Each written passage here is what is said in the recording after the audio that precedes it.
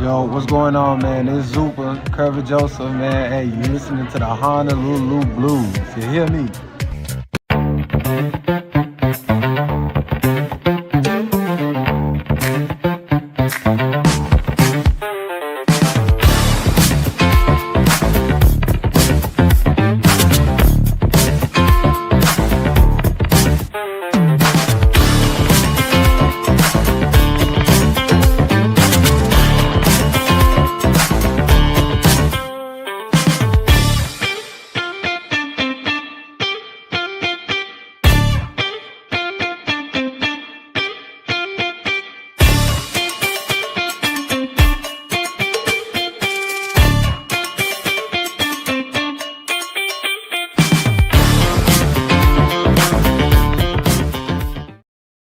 Oh, it's game day! Sunday. You'll pay for the whole seat, but you'll only need the edge here on Detroit Lions Honolulu Blues podcast. I'm Nick. That's Julius. We're without Adam today, but we got a lot to talk about. We got Detroit Lions. We got Cleveland Browns. But before we get to both of them, we also got some Detroit Tigers. And as much as many people may not have wanted it, may not have expected it over the last couple of weeks, they are in the playoffs. They are going to the playoffs for the second time in a row. Today's game still matters. A win today, a Cleveland Guardians loss. We take home the division, and we host, I believe, the Guardians. Mm-hmm. If we lose and the Guardians win, they win the division and take on us. If we both win, the Guardians win the division, and we will be going to Toronto or New York. And if both Cleveland and Detroit lose today, Cleveland wins the division, and we will face Cleveland. So a lot of different scenarios going on here. Julius, how do you feel about the Tigers clinching another playoff berth? And is there any team that you're hoping that we get in the first round? I'm hoping that we get the Cleveland Guardians in the first round so they can put us out of our misery. To be honest, since July 7th, you know when July 7th was? Bro, that was the game we went to, bro. That's the game that we went to it, Nick. Since that day, the Tigers have just totally just said, oh, we don't have the Honolulu Blues boys in town no more. Hang it up, slide it up. I blame myself. I picked this job. I picked this country. So I'm sorry, Tigers. I'm sorry. But honestly, when I watch them, it's going to have to be some kind of like crazy miracle gritty Tigers like last year. Mm-hmm. Starting with, okay, I really want them to face Cleveland. But if they do face Cleveland, they have to like sweep them for us to forget all of this. Like literally, they have to sweep them. If they lose one game, I'm out. I'm not even watching no more. If they lose one game, the first game of the series, I'm done. That's how done with the team I am in a way. And I think a lot of the fan base is. However, I still love the Tigers, so I'm still going to home ride for them. I'm still going to do it. So I hope they turn this around at the last second. Ride and die with our boys. It's what we got to do regardless of if that train is off the tracks. If there's even the slightest possibility of maybe getting that train back on track, then we got to continue to root for them. Mm-hmm. As much as I just a couple of days ago, me and Adam were on here, and I was like, I don't know if I want to see us make the playoffs. But then we ended the show, and I was like, of course I want to see us. I want to see playoff baseball, dude. Like, because you just never know. You never know. The Tigers have been we have seen the Tigers get ahead of the competition in years past and then have rest leading into the playoffs or leading into a playoff matchup. And we never really fare well with that. So I was thinking maybe we just were winning too much. We realized that this was not going to be well. We needed to lose a bunch of games so that we could start to really fight and claw before the playoffs started. So we had that mentality going into the playoffs, not after being down, 2 games in the playoffs in the first round. So hopefully the Tigers can really pick this up and get a W today, and hopefully Cleveland loses, and let's take the division. That means we would play Cleveland, but we would get to host it, and I think really that's what I would want. Though I do think we can beat New York and Toronto, easier than I think we can beat Cleveland because of the amount of times that we've played Cleveland and how well they know us. I think that benefits them more than us knowing them. But Sure. it would be fun to host it would be fun to host the World Series, but it'd be fun to host a playoff matchup.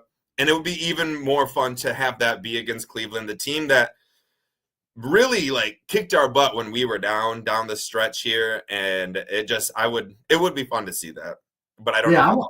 They need that champagne shower for the division. I feel like, once they get that, they feel like all that work they put in the first 5 months of the season was not for naught.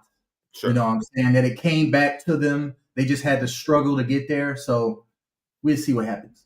I think Adam tweeted this yesterday, but he did not look like he was in support of AJ Hinch's champagne popping. Maybe that was you, but I believe it was Adam who tweeted that. Oh, it wasn't me. Yeah. Okay. And Adam was like, basically was saying that we shouldn't be popping champagne bottles after we blew a 15.5 lead. That's a good point. And then there was a lot of debate. A lot of people liked that, and a lot of people were like, no, we've only made the playoffs 18 times in the history of the Detroit Tigers. We pop champagne every single time. That's fair. I don't really stand on one side or the other. I would pop champagne no matter what. Anytime you make the playoffs, this was what you do, regardless if you blew a 15.5 game lead or whatever. Adam didn't seem to like it. Do you stand anywhere on that real quick? I mean, like I said, I feel like it do well psychologically for the team if they did celebrate winning the division, even though they had to go through hell and high water to do it. Maybe it means that much more. And so you pop that champagne, you celebrate, and then you forget about that shit and move on. Yep. That's the way. That's what we got to do. I tell you what, that is not what the Detroit Lions are doing, though. They ain't forgetting about last week. I don't know. We can be riding that high, that momentum all the way through this game, but so will Cleveland. We'll get to the Lions and Browns here. The Browns are coming off of a huge win against the Green Bay Packers last week. I don't think Jesus Christ himself would have believed that Cleveland would have beat Green Bay. Like it was anomaly. It was crazy. And the same situation almost heading into Monday night when every single person in the world, every media member, every person and their grandmother said there is 0% chance Jared Goff and the Detroit Lions can go to Baltimore on Monday night, where Lamar Jackson is a beast in primetime games, where Lamar Jackson has only lost to 2 NFC teams in his entire career. 0% chance the Lions win, but they do. And we're not here to talk about the game last week because it was fun. We did a lot of conversing about it, but we're here to talk about the upcoming game. Now, we'll just kind of jump right into it. We'll start very broad overall. There's a lot of players we're going to bring up and talk about and schemes and whatnot, but just Lions, Browns, where is your confidence meter at, heading into this game? I mean, it's quite high, Nick. I'm not going to lie to our listeners. Watching what they did last week to the Ravens, it just solidified some things for me, right? It solidified that this is Dan Campbell's show, which I was saying all offseason. It's true. To all the doubters, the worriers about the coordinators, no, Dan Campbell built this, man, and he is in full control. And that gives me a supreme confidence that there are psychos who are going to remember that, this team knocked off the team we lost to in week 1. That right there is Dan Campbell personified. And that right there gives me confidence that they're not just going in this lightly. Right. I would be highly surprised if they got caught off guard by the Cleveland Browns today at home. I would be more shocked than I was week 1 when they lost to the Packers. I would be more shocked. And honestly, the Packers, they came light last week on special teams and on offense. They thought lightly of the Browns, and that's the reason they lost. I don't think that Dan Campbell and his Lions are going to make that same mistake. And maybe there was a possibility of that if we I don't know. Maybe if Cleveland wouldn't have beat Green Bay and came in 0-3, and Green Bay even just won like 10-0, just kind of like how the game was. Yeah. Almost, not to say that Dan Campbell would ever do this because he doesn't, but there's just almost a possibility where we are kind of overlooking them, getting ready for, I believe, Kansas City in next week. So it's like maybe there was a chance of that, but after Cleveland did the unthinkable and beat Green Bay as soon as Green Bay decided to say that there's a chance they could go undefeated, which I loved, by the way. But after Cleveland won that, now I think Dan Campbell and Calvin Shepard and Johnny Moe are all like, okay, we cannot mess around and like look past this team and look ahead to Kansas City and Tampa Bay. Even though those are two grueling games on the horizon, we have to look at what's in front of us right now, and that is the Cleveland Browns, who have an amazing defensive line, starting with Myles Garrett, a man that we hoped and tried and prayed and pushed that the Lions would go after and get. Unfortunately, we didn't. The Cleveland Browns, re-signed him or extended him, kept him there. And then not only that, traded back in the draft so the Jaguars could get fleeced and go get Travis Hunter, as the Browns sat back and got one of the best interior defensive linemen from the draft class, maybe the best, and have him with Myles Garrett just running a show on the defensive front for the Browns. So my question to you now, Julius, is where is your confidence meter at on the Lions being able to keep Jared Goff upright? Not the running game, just in pass pro. Where's your confidence meter in that? My confidence meter in pass protection for Jared Goff is also high, because I believe that John Morton and Dan Campbell truly know that's the most important part of this offense, is that you do not fuck with Jared Goff. We do not let the other team pressure our quarterback on dropbacks, on play action. Starts with the run. We don't let them stop the run. They're going to try to. They're the number one run defense in the NFL. We cannot get shut down. If we go on a 3-and-out shut down run game the first drive, I'm gonna get scared. We have to come out immediately and show that our offensive line is still effective against this front seven. Unlike in Green Bay week 1, we have to show that on the first drive. So it's going to be a key with Myles Garrett. He's going to be lining up, I think, a majority of the time against Taylor Decker, friend of the show. So.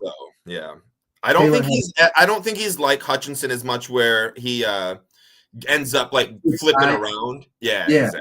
I think he lines up on that left side like 90% of the time. So Taylor Decker and our tight ends and our running backs are gonna have to be keyed in on him. And I'm sure that's top of the line on John Morton's game plan this week is Myles Garrett. Yeah. And then, like I said, Mason Graham really is a beast. Anyone, obviously, Michigan fans know him, love him. It's going to be fun. I would emphasize to anyone watching this who is about to go watch this Lions game to do as much as you can to not just watch the ball and Jahmyr Gibbs and Jared Goff, but try to avert your eyes to the offensive line, defensive line matchups, and then watch the replay of like what happened. But in the beginning, try to see Graham Glasgow, and most importantly, I think Tate Ratledge against Mason Graham. That's a solid rookie v. rookie one-on-one. If they get, obviously a lot of times it'll be Glasgow helping out, but if there's times where Glasgow's being pulled to help out with the left side, if Mahogany is trying to help out with Garrett, you move Glasgow over to protecting the B gap there. And then you might have Ratledge and Mason Graham going right at each other. And that will be a very fun matchup, along with the Decker and Garrett matchup to see as well. But if we can, if I like that, like I like that your confidence meter is high on that, because that is the biggest worry for me is this offense line. But if we are able to sustain this and keep Jared Goff upright and scheme this out correctly, get these balls out a little bit quicker, maybe we were thinking for this very similar to the Green Bay game, where again, we moved that ball. We didn't score, but I think our red zone team is better now than they were in week 1. But if we move the ball similarly, I think you're going to expect a lot of short passes to St. Brown, Laporta, and Gibbs. I think that's where this offense is going to be ran through. I'm not expecting J-Mo to have a big day. You or no? Where are you at? No, I actually think J-Mo is one of the X factors of this game, because I look back at the Ravens and the Browns game.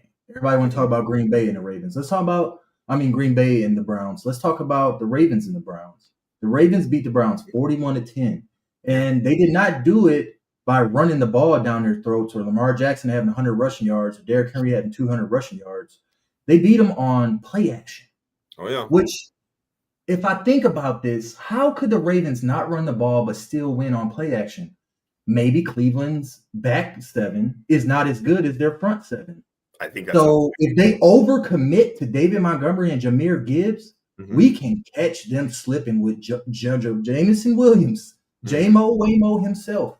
He J-Mo can Waymo. get loose. There's going to be somebody they're not looking at. They're also not that good against tight ends. Laporta's going to be getting open underneath a lot. Like you said, the screen game is going to be very important as well. Catch him slipping there. But I'm telling you, J-Mo, they're going to take their eyes off him one time, 80-yard bomb. That's all you need, dude. That's all you need is just that one play.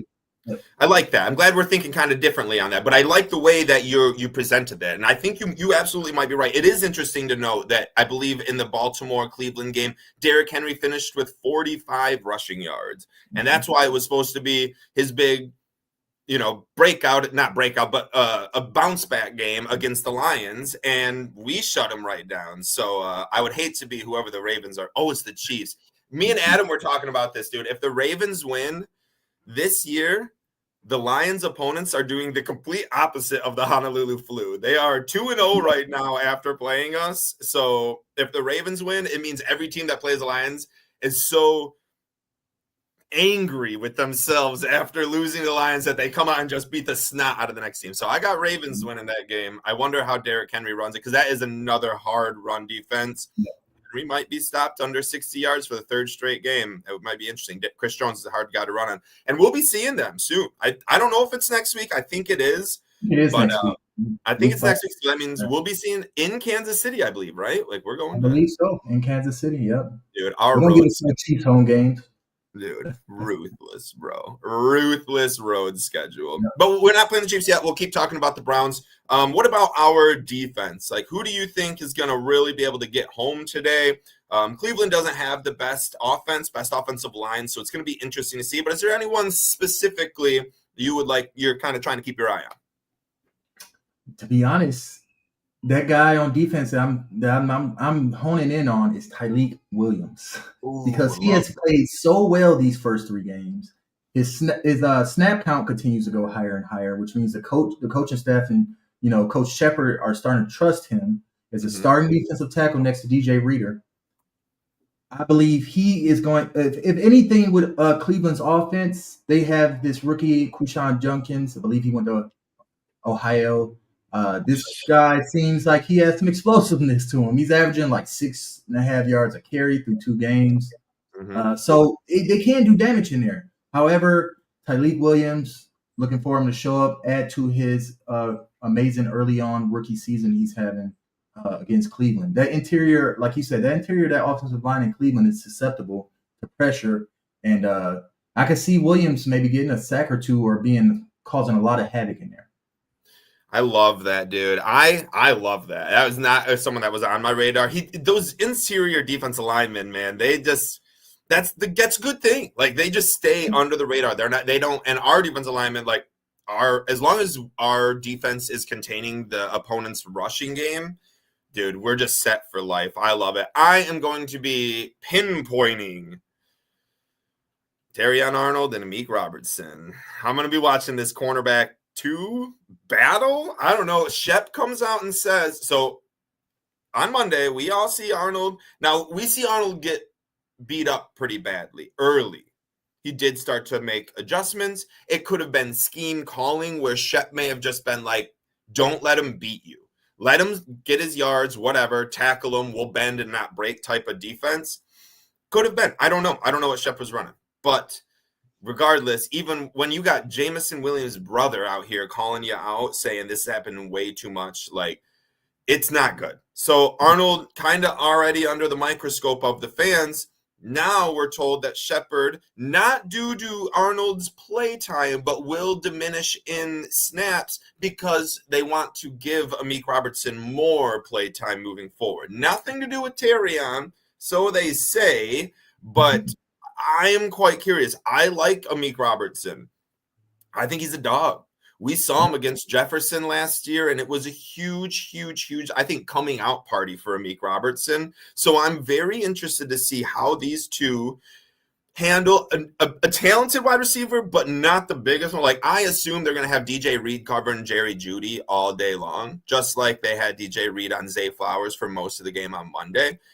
I'm expecting to see Cedric Tillman versus Amik Robertson and Terrion Arnold. Now, it's hard to pinpoint that while you're watching on the game, because a lot of the times, unless you're watching on Thursday night Gamecast, you're stuck to being able to only watch the offensive line, defensive line battle, and the backfield. You can never see what those receivers and corners are doing. But as much as we can before we get to go rewatch the game, let's try to just see and breathe see what Terrion Arnold can do, and breathe if it's not Revis Island type of stuff. So I'm very curious to see how that works out. It could be Amik Robertson just winning the hand. And this is what I told Adam a couple days ago. Remember when Spencer Torkelson got sent to the minor leagues last year? Remember when Bryce Young got benched last year? They came back and a little bit more juice, a little bit more motivated. And not that Terrion Arnold needs motivation by any means. I don't think a benching is killer. You know what I mean? I don't think it just goes out there. I think it's like a quarterback almost per se, where Bryce Young, he is a quarterback and he did get benched, but I just think you can bench him and not have him be a starter for a couple games and kind of see where life goes. And if Amik isn't good enough, then come on, Terrion. But you can't really. He was like 130th out of 150 cornerbacks, like out of PFF. So I don't know. Any thoughts on Terrion Arnold, Amik Robertson battle, or no? I agree with you. The cornerback position. It's a good thing that they trust Amik Robertson, that we trust Amik Robertson. And one thing Amik Robertson has showed that Terrion hasn't is that he shows up when he's put on the spot. Hey, we need you right now. We need you. He going to show up. We know he going to show up to his best of his ability. Terrion Arnold seems to just lapse in those moments. So being he's a young cornerback, he was drafted to be our corner one. He was drafted in the first round to be a lockdown cornerback one. We're trying to light a fire under his ass at this point. We're trying to scare him. You want to play? Then you got to play. So you want to play? I'll play Amik. Okay? Right. Just put it out there. We all men. This is in times in life. We got a moment that we got to show up. Mm-hmm. So Terrion, that's pretty much what they're telling him in all respects. And I think it's a good thing. Based on his age, based on his position, I have no issues with it. I agree 100%. Like, especially the last part they said, his age, it's the position. Like, let him. He's gonna have to learn, dude. He's gonna have to learn. Like, Brad Holmes do not miss on his first round pick. So Terrion, you got some work to do, Buster. You know what I mean? But we still believe it's not an Eric Ebron situation with Adam and I was talking about. It's not a situation like that where we need to be booing this dude out of town. Even if he lets up a big play or a bad play or gets a bad DPI and stuff like that, don't throw him under the bus yet, dude. Like, he's I don't know, man. Like, it is what it is. Hopefully his podcast with Patrick Surtain can really get him, like, teach him some stuff. You know what I mean? Like, that's my hope for here. But that was, that's pretty much, is there anything before we get to our key to victory and our predictions game? Is there anything else that we didn't touch on that you wanted to touch on? No, not really. We pretty much got to the gist of it, all the main key points of the Browns of this Browns matchup. I feel like we could have digged way deeper with the Ravens matchup before last week. So I was just thinking that you didn't really get to talk about the Ravens. I forget you weren't on the show on Tuesday or Wednesday, Thursday, whenever we did that. So before we get to all those, let's bring it back 6 days and let's go to Monday night, just because Julius hasn't really been able to say everything that's probably boiling out of him. So let's give Julius 5 minutes and whatever. And we'll call this the Julius Power Hour. And let's just talk about the Ravens game. Everything from the Jake Bates tackle to the fourth down go for it, to the fourth down goal line stop by the Lions, to the tackles by Jack Campbell, to Lamar Jackson being stifled.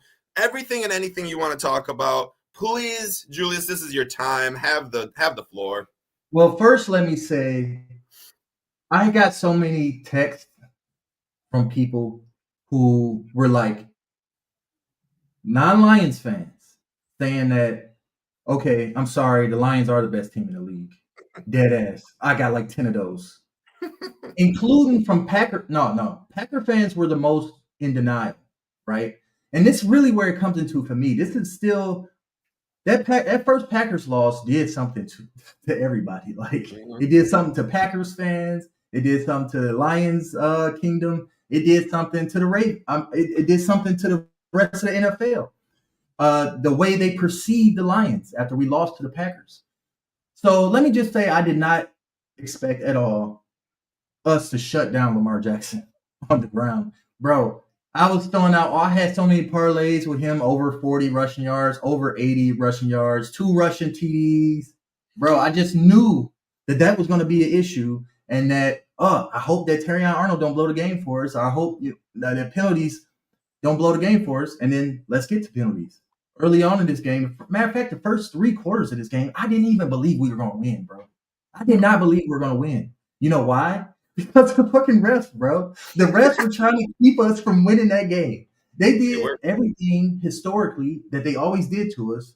Questionable calls. Shit, we were getting knocked upside the head. Jared Goff was getting hit, knocked upside the head, no penalties, misholds, all kind of stuff. That stupid chop block call on Brian Branch. I mean, bro, I thought we were going to lose all the way up until David Montgomery took off for like 78 yards. Monty, that was crazy too. Monty, run. But up until that point, once that happened, I was like, oh snap. And everybody in the NFL said, oh snap. And Packers fans and Packers said, oh snap. Because they knew, okay, oops. This is the brand new Lions, the same old brand new Lions from the last couple of years. We ain't going nowhere. We're not injury riddled right now. And they're hoping for that injury riddled. They're hoping, bro. Trust. I got text messages wishing for injuries on the Lions from Packers fans. I bet. They just can't conceive that if even 75% healthy defense, we're the Super Bowl favorite in the NFL. You can even strip away our coordinators, and we're still. Now, bro.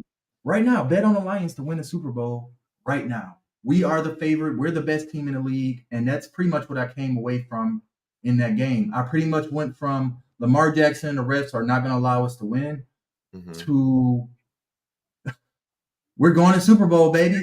Book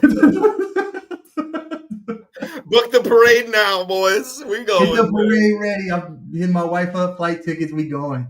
Oh man! But it was such a roller coaster of emotions, and I watched it. I mean, it was 3:00 in the morning over here for me. It didn't end until 6 a.m. I was just totally kind of just soaking it all in, bro. Just soaking it all in. And when it comes up to this game in Cleveland, like that's why I'm so confident. That is why, bro, because of what I saw transpire last week when Lamar Jackson, Derrick Henry, and the refs couldn't beat us. This whole city of Baltimore couldn't beat us. Yep. I love that's pretty that. much got it out right there. They're good. So with that, we will move over to our very fun and exciting predictions.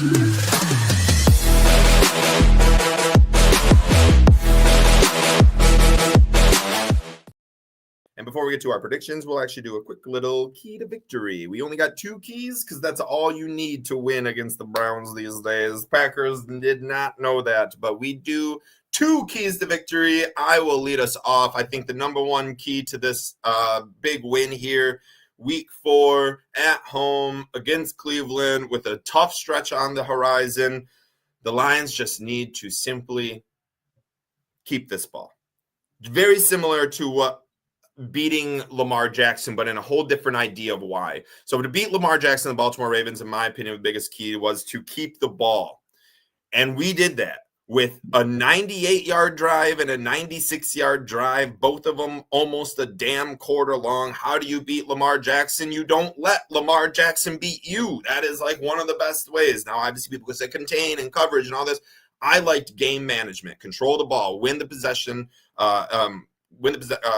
possession clock. I couldn't think of that word for a sec. That's how I want to beat Cleveland. Not because I think Cleveland can go score 40 points and the way to beat them is to keep the ball out of their hands. No.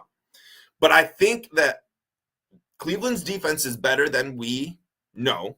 I bet all of us watching have not sat down and watched a single Cleveland Browns game from start to finish, probably since 2021 when they came in and beat us 13-10 with Baker Mayfield. But we saw clips and reels and bits and pieces of that Browns-Packers game. So it's like we know that the Browns can play good defense. We saw the Ravens smoke them week 1, but that's a divisional game. They know each other a lot. We don't know each other that well.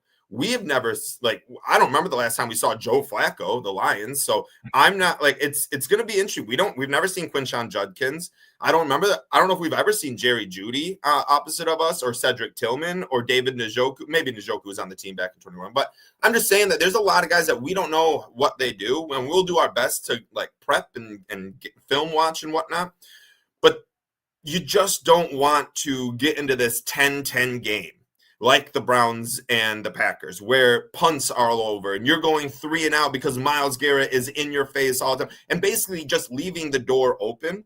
We need to close that door. And I think closing that door is a 9-minute, 90-yard drive. You know what I mean? And it was amazing to see us do that versus the Ravens. I don't think the Ravens defense is as good as the Browns.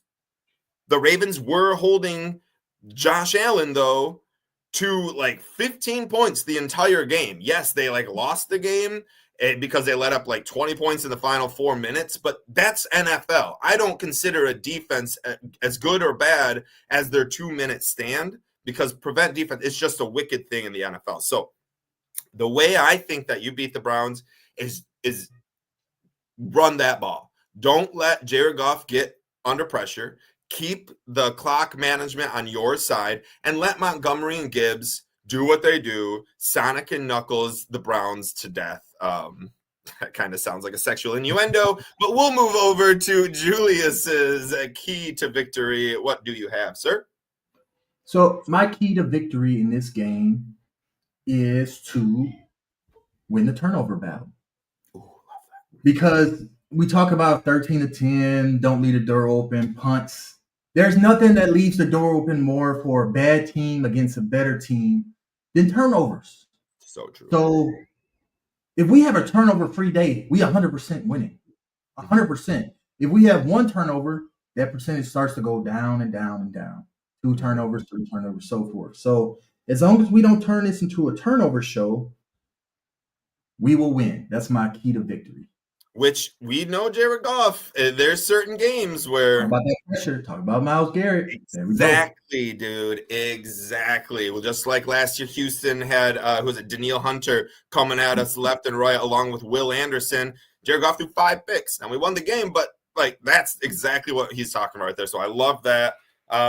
There's a couple keys to victory. Just win the turnover battle and keep the ball in your hands. We'll get to our predictions now. Quick recap, because we've been all over with this. We are entering week 4. We are 3 weeks in. Last week, Julius, Nick, and Adam all got 1 point for the Lions. Adam thought the score would be 38-34. He was simply 4 points off of the actual score. If only he would have said 38-30. But he did get closest to in the score, so he earned a point for that. So he got 2 points. I got 1 point for the Lions. And then Julius was able to pick ASB and Hutchinson.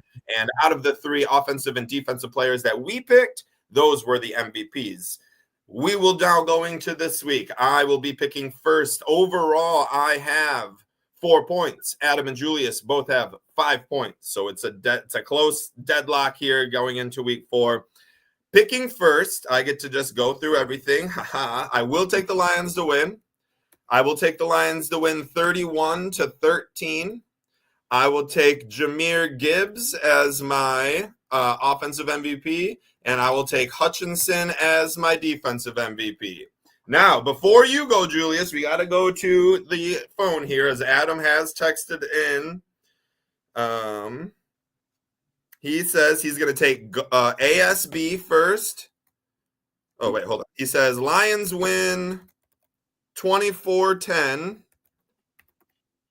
And he'll take ASB as his offensive MVP and Brian Branch as defensive MVP. So I took Gibbs and Hutchinson. Adam took ASB and Branch. Julius, we are finally on to you. What do you say? So my final score in this game prediction is Lions 29, Browns 9. Nice. It originally was 31-9, but I had to readjust after you took my winning score. And then can you give me those MVPs one more time? Yep. On offense, I'm Gibbs and Adam is St. Brown. On defense, I'm Hutch and Adam is Branch. All righty. For my offensive MVP, I'm going to go with. Can I Can I go with Penei Sewell? Because I feel like there's an argument that he was the offensive MVP last week, and if one of us would have picked him, I would have agreed.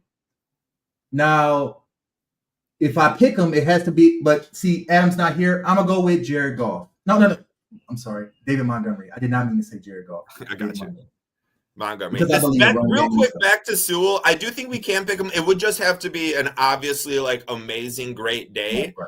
As in no pressures, no sacks, and then just like at least one or two plays that like pancakes or plays where we're like, oh my God, dude, he is such yeah. But it's so hard. You would be putting It yourself is. in quite the hole. You would need a lot out of him. Just last week he had just the best game ever from an offensive lineman, and I feel like he could have been offensive MVP. But I'm gonna go with Montgomery this game, offensive MVP and defensive MVP.